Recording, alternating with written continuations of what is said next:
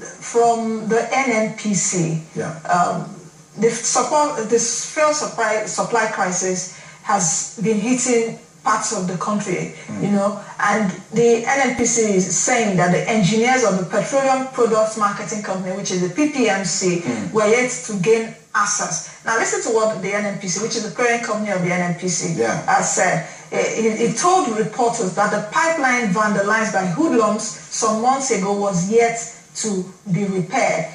So that area was not yet safe for engineers to work. We are still waiting for assurances from the security agencies that it is safe to resume repairs on the line. What has security got to do with this, really? I mean, these are just excuses.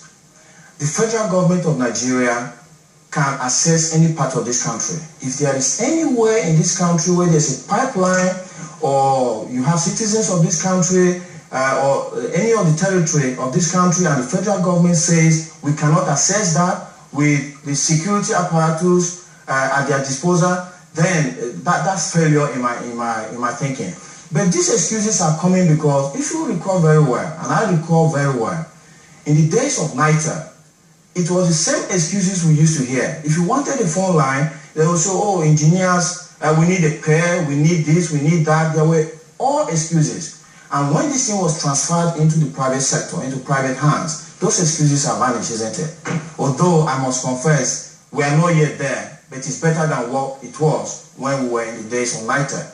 So the truth is that government needs to quickly take some short-term measures, which are, like I say, liberalized, and in the long term, they need to look into the future. For instance, the government can say, going forward, every licensing round of blocks for production of crude oil has to be accompanied with the building of refineries as well.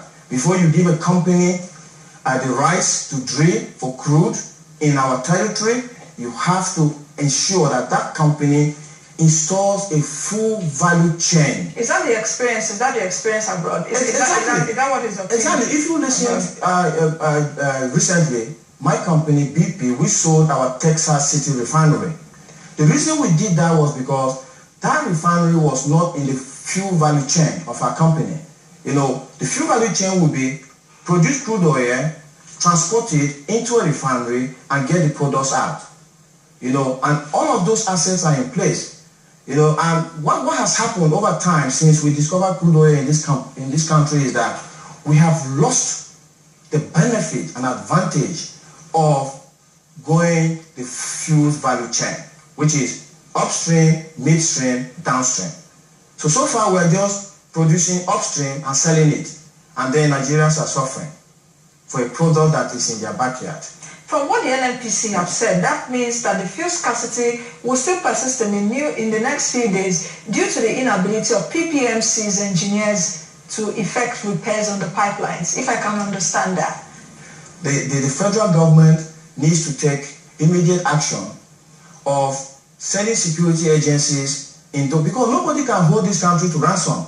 If a group of people have sat on the pipeline and are not allowing the PPMC access to the pipeline to effect repairs, the government will be failing if they don't go there and bring the situation under control.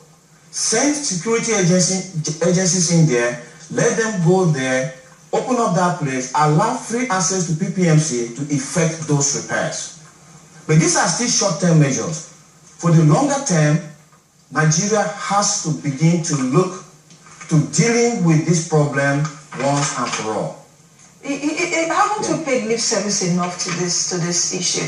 You know, because I still can't understand how much time it will take for us to fix the petroleum sector, which is the major sector that drives our revenue. Yeah. You know what I'm talking about? Absolutely. Over 90% of our foreign exchange comes from that sector. Yeah. And the government shouldn't pay lip service to that. I'm not going to be the one to fix it. It's the government, just like you said. The government is in charge of security, is in charge of everything. So they should have that political willingness to effect changes that are needed. Absolutely. All right, let's just take a few meals because we're coming to the end of the show very soon. Okay. Stanley Bay saying, honestly, scarcity is not the word.